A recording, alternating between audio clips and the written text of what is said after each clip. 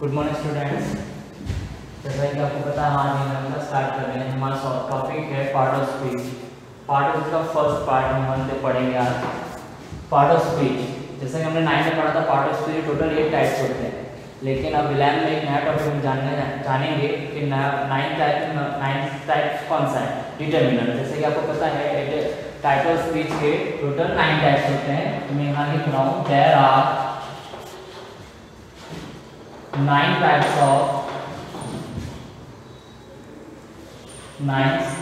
of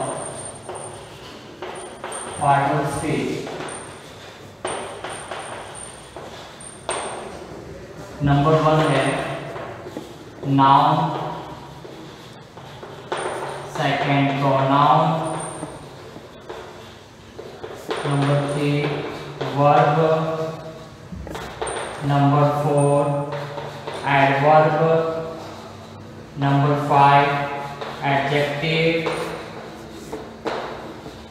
number 6 preposition, number 7 conjunction, number 8 interjection, and the last one is determiner.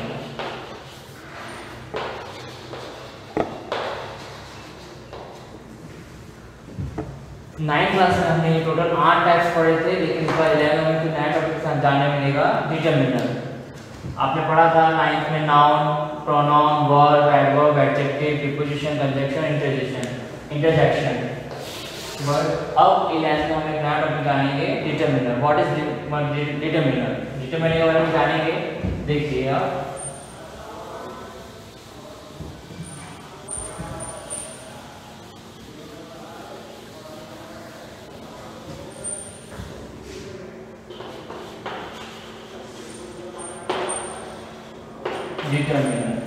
Determiner का मतलब होता है निश्चित करना।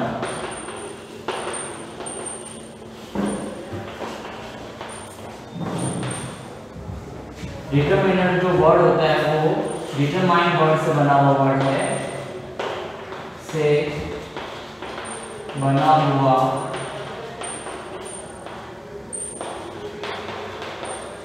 शब्द है। डिटरमाइनर का प्रयोग हमेशा नाउन से पहले किया जाता है,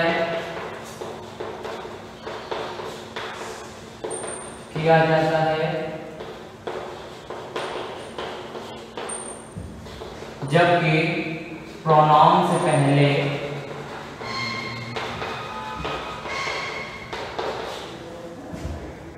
डिटरमाइनर का प्रयोग नहीं किया जाता है।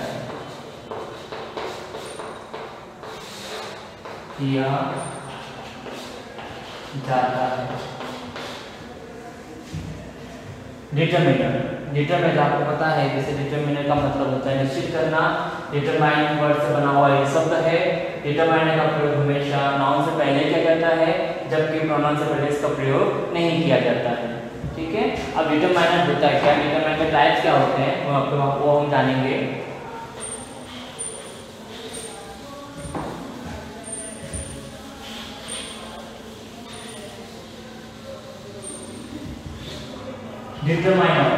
डिटरमाइनर टोटल 7 पार्ट्स होते हैं। There are 7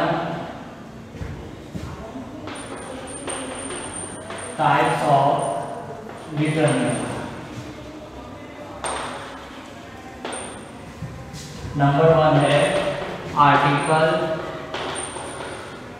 number 2 demonstrative, number 3 possessiveness,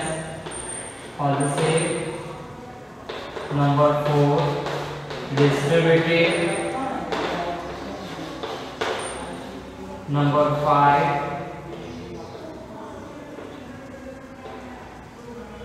positive distributed. Number 5 है इंडिफिनिट। Number 6 numeral. नंबर 7 है क्वालिफायर। डिटरमाइनर के टोटल 7 टाइप्स होते हैं। फर्स्ट वन है article, second demonstrative, positive, distributive, indefinite, numeral and qualifier. अब हिंदी में जानेंगे तो डेमोस्ट्रेटिव संकेतात्मक कहते हैं इन्हें, पॉजिटिव को संबंधात्मक शब्द कहा जाता है, डिस्ट्रीब्यूटिव को वितरणात्मक विवरणात्मक, इंडिफिनिट को अज्ञात्मक, नंबरल होते हैं संख्यात्मक और क्वालिफायर होते हैं मात्रात्मक। इस तरह के सारे वर्ड्स होते हैं। तो सबसे पहले हम जानेंगे आर्टिकल के बारे में।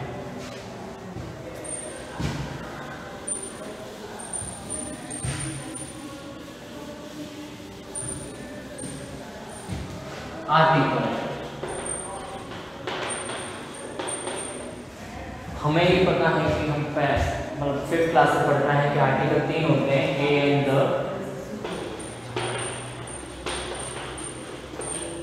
बट हमें ये एंड आर्टिकल के पार्ट होते हैं, हमें इसके टाइप्स पता पहले होने की। एक्चुअली जो इसके टाइप होते हैं, there are 2 types of article. 2 types कौन से होते हैं? तो पहला टाइप होता है इंडिफिनिट आर्टिकल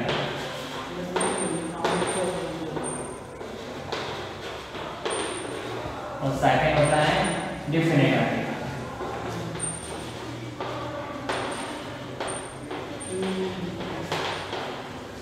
इंडिफिनिट आर्टिकल में ए और एन का यूज होता है, जबकि डिफिनिट आर्टिकल में द का यूज होता है। ओके, कोई हमसे क्वेश्चन करेंगे आर्टिकल्स कितने होते हैं, तो हमारे आंसर में इस तरह से हमें रिप्लाई देना है कि there are 2 types of article. First one is indefinite article, second one is definite article. Indefinite article में एन आता है और डिफिनिट आर्टिकल में द आता है। Understood?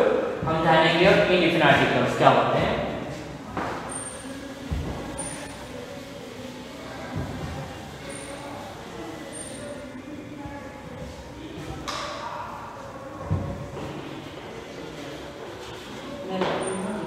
Indefinite article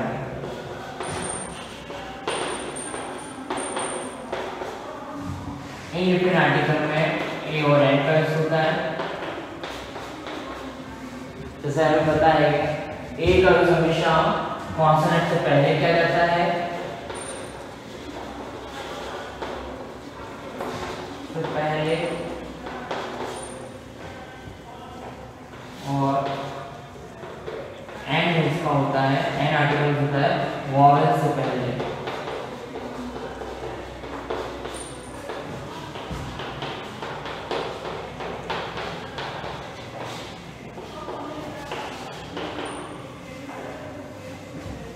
indefinite articles में जैसा कि हमें पता चला कि इंडिफिनिट आर्टिकल में ए और एन का होता है। ए का इसका होता है कॉन्सोनेंट से पहले किया जाता है और एन का वॉवेल से पहले किया जाता है। ये चीज़ कॉमन हो चुकी है। बट अब हमारे जो 11th के ऊपर हम क्लासेस ले रहे हैं, मतलब जो क्लास हम समझेंगे वो सिंपल कॉमन चीज़ें कुछ नहीं आएगी। हमारे जो एग्जाम में सेंटेंस पूछे आते हैं वो एक सेंटेंस आता है साउंड बेसिस आता है। सेंटेंस कैसे आता है? Sound basis. अब आप सोचेंगे साउंड बेसिस किस तरह के सेंटेंस, किस टाइप के सेंटेंस एग्जाम में पूछे जाते हैं। ये तो कॉमन चीज हो गई है। अब जो 11 जो सेंटेंस आते हैं आर्टिकल्स के वो साउंड बेसिस आते हैं। साउंड बेसिस किस तरह के आते हैं तो तुम देखते हैं आप।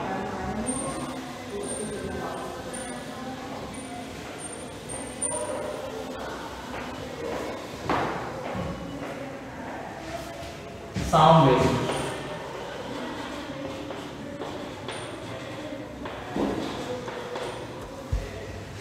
साउंड बेसिस फॉर एग्जांपल मैं आपको एग्जांपल दूं,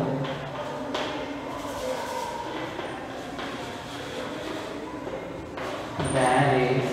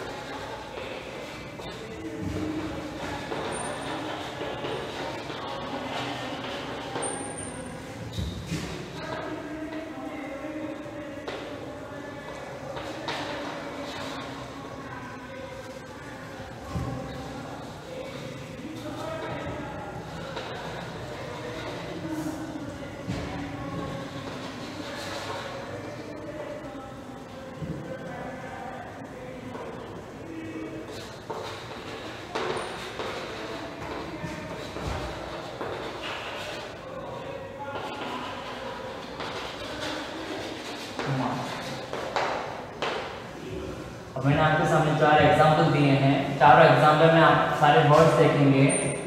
वर्ड्स का जो फर्स्ट लेटर है वो सारे के सारे वॉवेल है, लेकिन मैं जैसे मैं बात कर रहा हूँ साउंड बेसिस की बात कर रहा हूँ। साउंड बेसिस में अब एग्जाम में इस तरह से सेंटेंस आते हैं।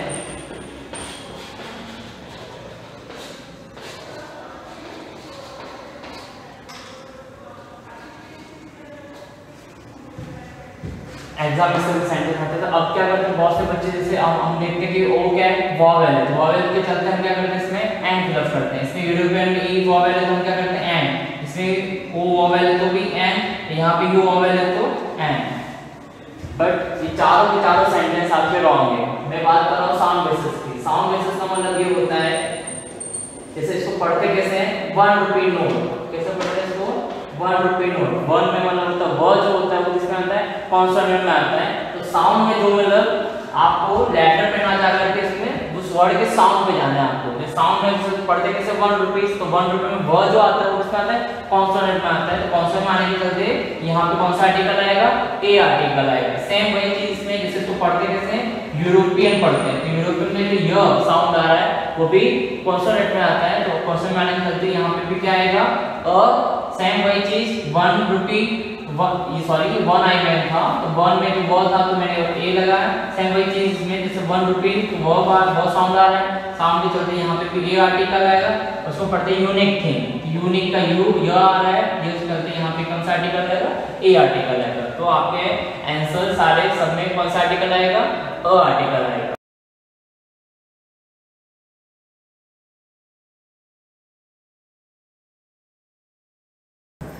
Good morning, student. So this is our lesson Indian economy on the eve of independence and this is part 2. Last जो अपना पार्ट 1 था उसमें हमने इसका जस्ट समरी देखा था लेसन का। आज हम लेसन को थॉरली रीड करेंगे और उसे समझेंगे, और जो भी आपकी क्वेरीज है फर्स्ट वीडियो जो आपने देखा था उससे रिलेटेड भी अगर कोई क्वेरी है तो आप अपने ग्रुप में पूछ सकते हैं, ठीक है। So let's start. Introduction. The primary objective of this book, Indian Economy Development, is to familiarize you with the basis feature of the Indian economy and its development as it is today in the aftermath of independence. However, it equally important to know something about the country's economic past even as you learn about its present state and future prospects. So let us first look at the stage of Indian's economy prior to the country's independence for form an idea of the various considerations that shaped Indians post-independence development strategy. तो post independence strategy क्या थी, मतलब independence के पहले और independence के बाद की कुछ बातें इस लेसन में बताई गई है कि इंडिपेंडेंस के पहले क्या सोचा जा रहा था और इंडिपेंडेंस के बाद में क्या करना है, उसके बारे में जो मतलब अपने देश सोच रहा था उसको इस लेसन में हमने डिस्कस किया। It has its root steeped in history, particularly in the period when India was under British rule, which latest for almost 2 countries before India finally won its independence on 15 August 1947. The sole purpose of British colonial rule in India was to reduce the country to begin a raw material supply for a Great Britain's own rapidly expanding modern industry base. An understanding of exploitative nature of its relationship is essential for any assessment of the kind and level of development which the Indian economy has been able to attain over the last 6.5 decades. देखो, अंग्रेज़ों ने 100-200 साल के lump sum हम पर राज किया। Finally हमको independence मतलब स्वतंत्रता मिली 15 अगस्त 1947 को। अब तब तक इंडिया के लोगों को ये समझ में आ गया था कि अंग्रेज़ बिल्कुल नहीं चाहते कि हम लोग लाइफ मतलब इंडियंस जो हैं वो कुछ अच्छा करें। इंडियंस को पीछे रखना चाहते हैं अंग्रेज़, और ब्रिटिशर्स की ये जो थिंकिंग थी, ये जो सोच थी, वो इंडियंस को अच्छे से समझ में आ गई थी कि ब्रिटिशर्स हमें कभी भी आगे जाने नहीं देंगे। तो इसके लिए इंडियंस ने बहुत अच्छी तरह से फाइट किया, मतलब अपने अधिकार के लिए उन्होंने लड़ाई की और देश को आज़ाद कराया। अब आज़ाद तो हम लोग हो चुके थे। आगे, low level of economic development under the colonial rule. जब तक ब्रिटिश थे अपने देश में कुछ भी डेवलपमेंट खास कुछ हुआ नहीं था। Agriculture was the main source of livelihood for most people, yet the countries economy was characterized by various kind of manufacturing activity. India was particularly well known for its handcraft industry in the field of cotton and silk, textile, metal and precious stone work, etc. These products enjoyed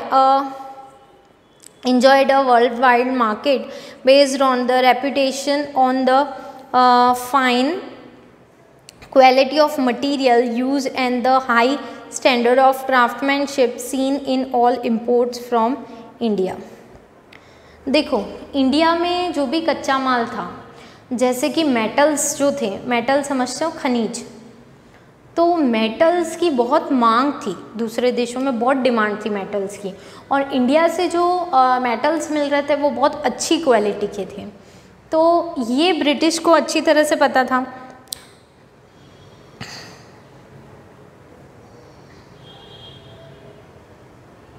The economic policy pursued by the colonial government in India were concerned more with the protection and promotion of the economic interests of their home country than with the development of the Indian economy. Such policies brought about a fundamental change in a structure of Indian economy, transforming the country into supplier of raw material and customer of finished industrial product from Britain. Obviously, the colonial government never made any sincere attempt to estimate India's national and per capita income.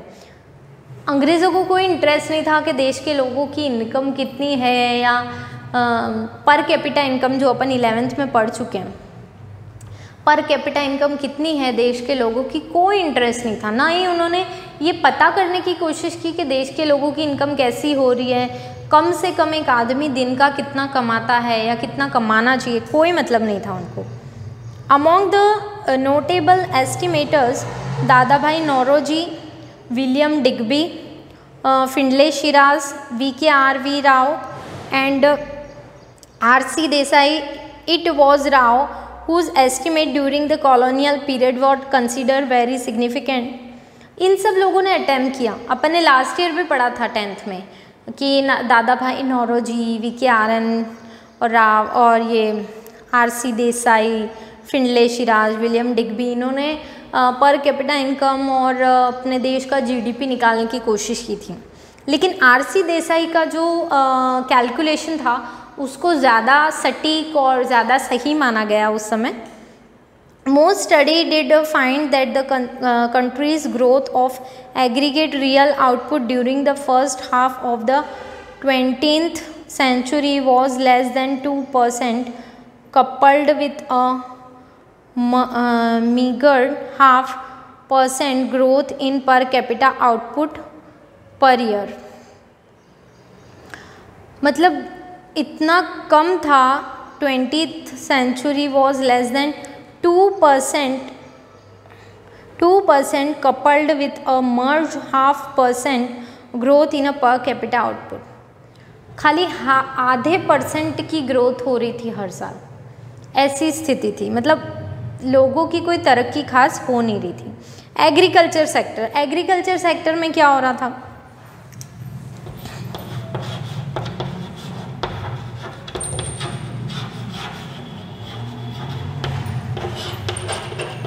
Agriculture sector का मतलब क्या है?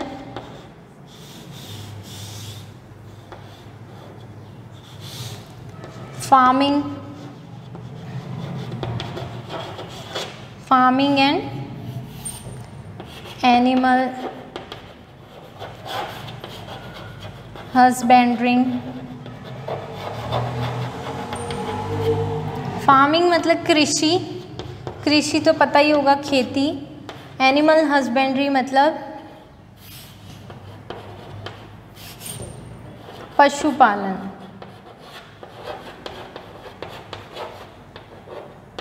तो ये जो sector था इसमें क्या हो रहा था उसके बारे में हम लोग पढ़ेंगे। About 85% of the countries population lived mostly in villages and derived livelihood directly और इनडायरेक्टली फ्रॉम एग्रीकल्चर। 85% लोग, देश के जितने लोग उस समय थे उसमें से 85% लोग, मतलब 85% लोग उस समय सिर्फ एग्रीकल्चर पे डिपेंडेंट थे। एग्रीकल्चर मतलब खेती करना या जानवरों को पालना वगैरह, जैसे तबेले हैं, गायों को पालना, भैंसों को पालना, घोड़ों को पालना वगैरह वगैरह, भेड़ बकरी, या फिर खेती करना, ये सारे काम करते थे और इसी से वो अपनी जीविका चलाते थे। However, despite being the occupation of such a large population, the agriculture sector continued to experience stagnation and not infrequently unusual deterioration. Agriculture productivity became low through in absolute term the sector experienced same growth due to expansion of aggregate area under cultivation. This stagnation in the agriculture sector was caused mainly because of the various system of land settlement that were introduced by the colonial government, particularly ज़मींदारी system. इसमें भी लोगों को बहुत नुकसान हो रहा था। अब वो खेती करते हैं और उन्हें अपनी अनाज वगैरह बेचने मिलता डायरेक्टली, तो उनको कोई प्रॉब्लम नहीं था। लेकिन उनके साथ हो क्या रहा था, ज़मींदारी सिस्टम लगा रखा था अंग्रेज़ों ने, ब्रिटिश ने ज़मींदारी सिस्टम लगा रखा था। मतलब ज़मींदार होते थे वो इनसे पैसे ले, मतलब किसानों की खुद की कोई खेती नहीं, फार्मर्स की खुद के कोई खेत नहीं थे, मतलब उनके होते हुए भी उनके नहीं है, ज़मींदारों के नाम कर देते थे ब्रिटिश कि तुम्हें इनसे पैसे वसूल करना है, इतना परसेंट, जितना भी ये उगाएंगे उसका इतना परसेंट तो इनको देना ही है, और नहीं भी उगाए तो भी इतने पैसे फिक्स देने हैं, ऐसा भी रूल था। तो इसमें फार्मर्स को बहुत लॉस हो रहा था क्योंकि वो उनके परसेंटेज, ज़मींदारी सिस्टम की वजह से जो परसेंटेज उन्हें पे करने पड़ते थे वो कभी कभी अगर अच्छा प्रिफरेबल बारिश नहीं है, रेनी सीज़न सही से नहीं हुआ या जो भी कोई प्रॉब्लम हुई उसकी वजह से अगर फार्मिंग में कोई प्रॉब्लम हो रही है, अच्छी फार्मिंग नहीं हो रही, तो भी उन्हें उतने परसेंटेज पे करने पड़ते थे जो फिक्स होते थे, या तो परसेंटेज होते थे या फिर रुपीज़ होते थे कि उतने देने ही हैं। अब इसमें वो जब फेल हो जाते थे उसे पे करने में तो उन पे और अलग अलग चार्जेस लगाए जाते थे। इसकी वजह से एग्रीकल्चर सेक्टर बहुत नीचे जा रहा था, ग्रो नहीं कर पा रहा था। इसके अलावा एग्रीकल्चर लैंड्स के जो छोटे छोटे पार्ट किए जा रहे थे उसकी वजह से भी एग्रीकल्चर और फार्मिंग में बहुत प्रॉब्लम हो रही थी। तो ये भी एक रीज़न था, ज़मींदारी सिस्टम ने बहुत बुरी तरह से हार्म किया था एग्रीकल्चर सेक्टर को। Zamindars instant of cultivator, however, a considerable number of zamindars and not just the colonial government did nothing to improve the condition of agriculture. The main interest of zamindar was only to collect rent regardless of the economic condition of the cultivator. This caused immense miserly and social tension among the latter. To a very great extent, the term of the revenue settlement were also responsible for the zamindars. Adopting such an attitude, dates for depositing specified sums of revenge were fixed, following which the zamindars were to lose their rights. Besides this, low level of technology, lack of irrigation facilities, and negligible use of fertilizer all added up to aggravate the plight of the farmer and contributed to the dismal level of agriculture productivity. There was, of course, some evidence of a relatively higher yield of cash crops in certain area of the country due to commercialisation of agriculture. एक तो ज़मींदारी system जिसे कोई मतलब नहीं था, उससे सिर्फ अपना रेंट वसूल करना था, वो ये नहीं देखते थे कि फार्मिंग कल्टीवेटर जो है, फार्मर्स जो हैं, वो अभी ये चुकाने की कंडीशन में है या नहीं। दूसरा, देखो हमने पहले 10th में 9th में या छोटी क्लासों में भी पढ़ा था, कैश क्रॉप्स भी होती हैं।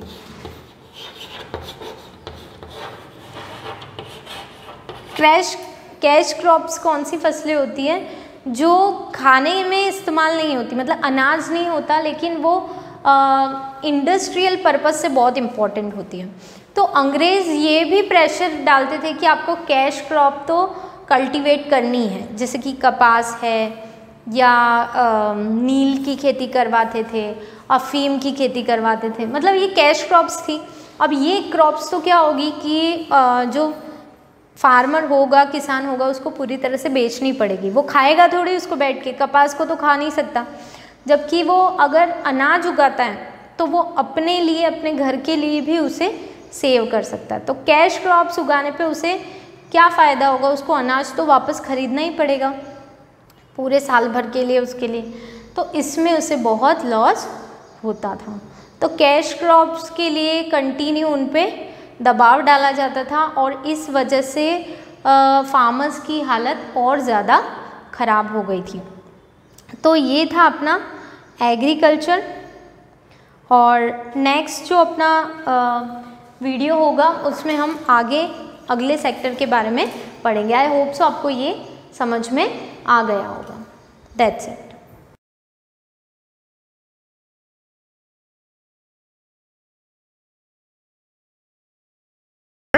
माप सकते हैं, we can measure in terms of money.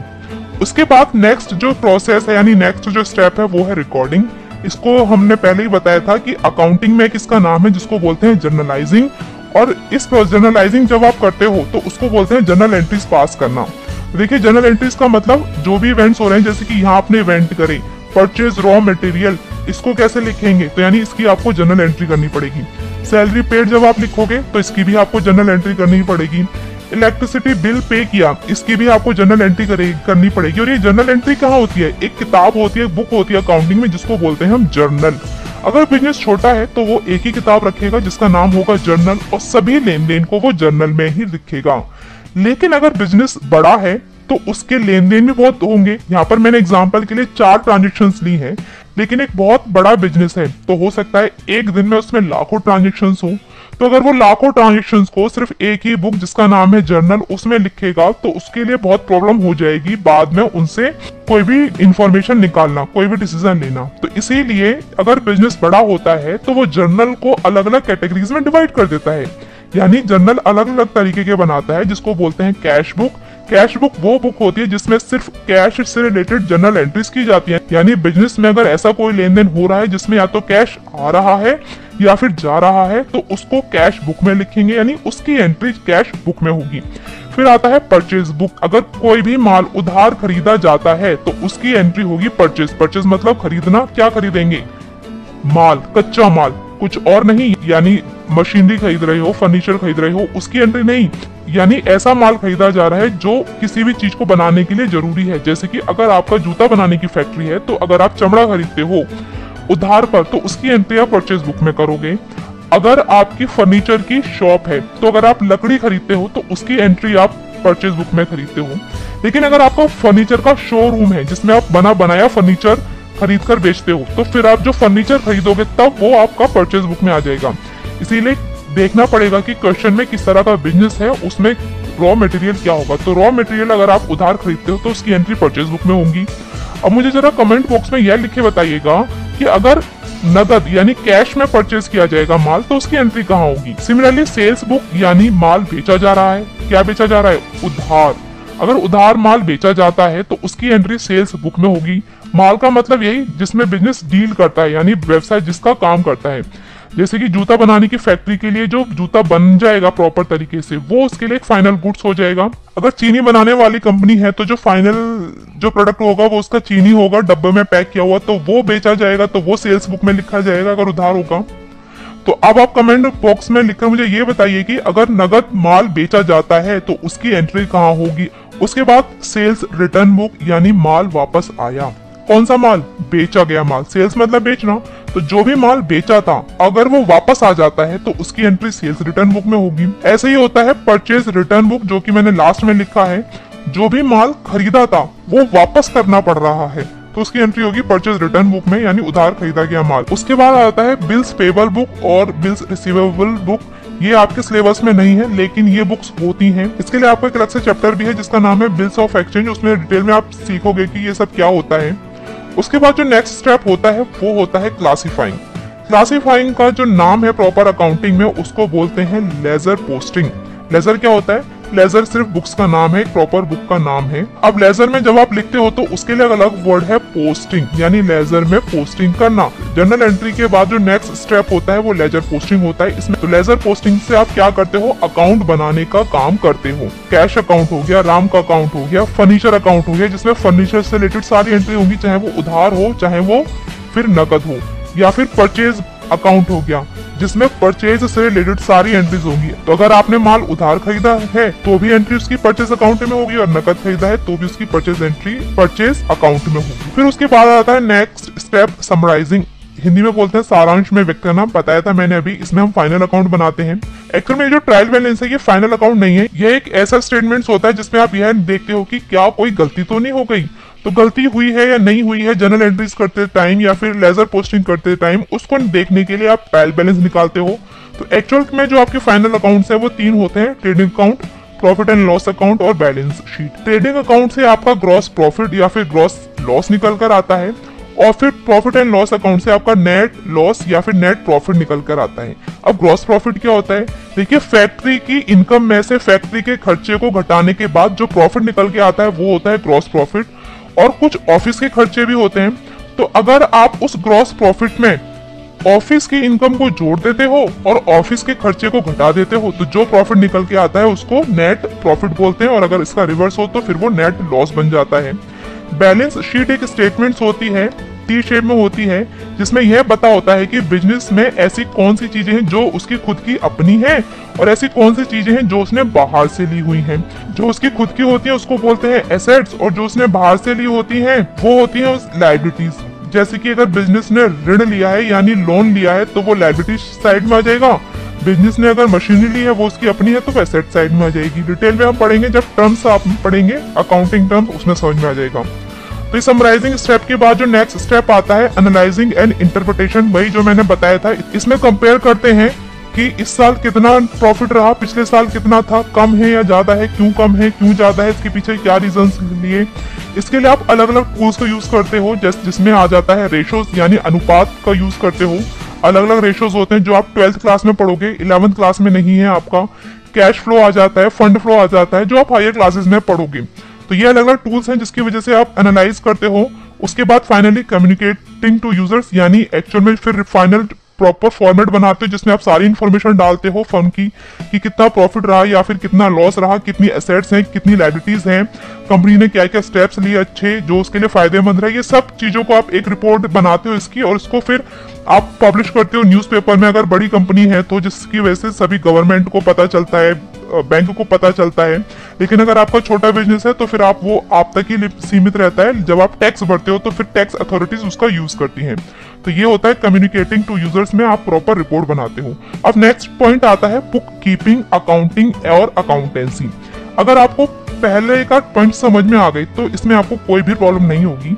आपको याद होगा कि अकाउंटिंग प्रोसेस में 7 स्टेप्स मैंने बताए थे: identifying, measuring, recording, classifying and summarising, और फिर एनालाइजिंग एंड इंटरप्रेटिंग, और फिर कम्युनिकेटिंग। अब ये जो क्लासिफाइंग तक का है यानी लेजर पोस्टिंग तक का जो काम है, अकाउंट्स बनाने तक का जो काम है, ये कहलाता है बुक कीपिंग। यानी अगर आपने क्लास 11th पास कर ली तो आप बुक कीपर के तौर पर जॉब कर सकते हो। तो बुक कीपर का काम क्या होता है? बुक कीपर का काम यही होता है कि बिजनेस में फाइनेंशियल इवेंट्स को पहचानना और फिर उसको प्रॉपर तरीके से लिखना, और इसके बाद का जो फाइनल अकाउंट्स बनाने का काम से लेकर कम्युनिकेटिंग तक का जो भी काम है, ये कहलाता है आपका अकाउंटिंग काम। एक्चुअल में ये पूरा काम अकाउंटिंग का ही है, लेकिन अकाउंटिंग का ही एक दूसरा सब पार्ट है जिसका नाम है बुक कीपिंग। तो बुक कीपिंग अकाउंटिंग का ही एक पार्ट है, लेकिन ये फर्स्ट स्टेज है, यानी सबसे पहले बुक कीपिंग होती है।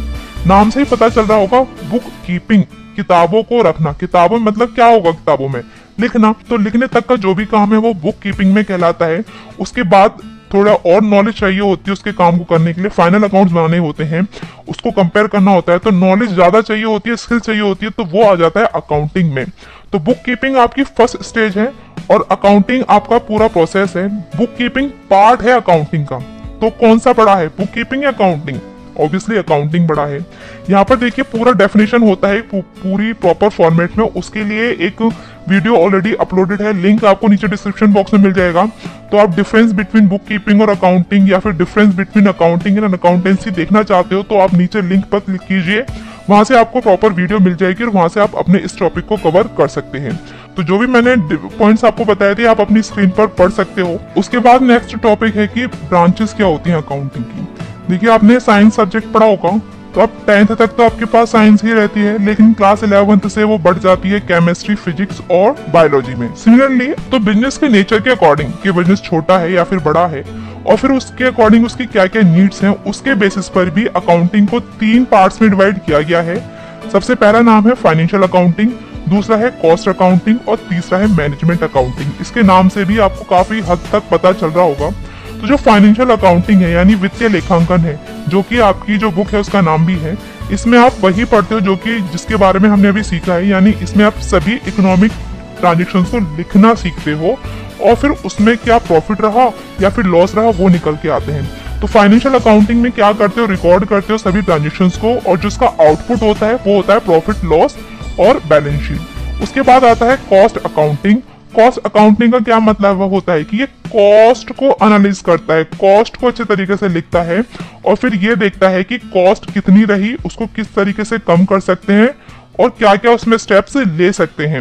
इसका पर्पस क्या होता है, इसका पर्पस यही होता है कि किसी भी फर्म की जो कॉस्ट है उसको किस तरीके से कम रखा जाए, उसको किस तरीके से कंट्रोल किया जाए। उसके बाद नेक्स्ट आता है मैनेजमेंट अकाउंटिंग।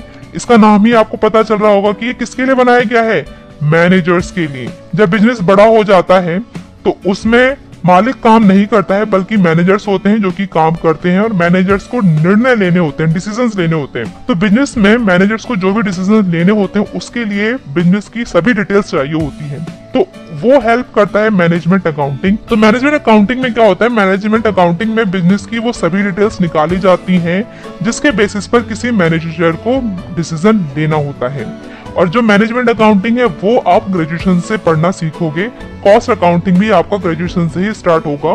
11th और 12th में इसका कंसेप्ट बिल्कुल भी नहीं है। फाइनेंशियल अकाउंटिंग ही पढ़ोगे। स्टार्टिंग में क्लास 11th में आप छोटे बिजनेस की अकाउंटिंग पढ़ोगे, क्लास 12th में आप कंपनी की अकाउंटिंग पढ़ोगे और पार्टनरशिप फर्म की, लेकिन होगी वो फाइनेंशियल अकाउंटिंग ही। तो अब इस चैप्टर में आपके कुछ टॉपिक्स बचे हैं जैसे कि अकाउंटिंग के क्या ऑब्जेक्टिव्स हैं,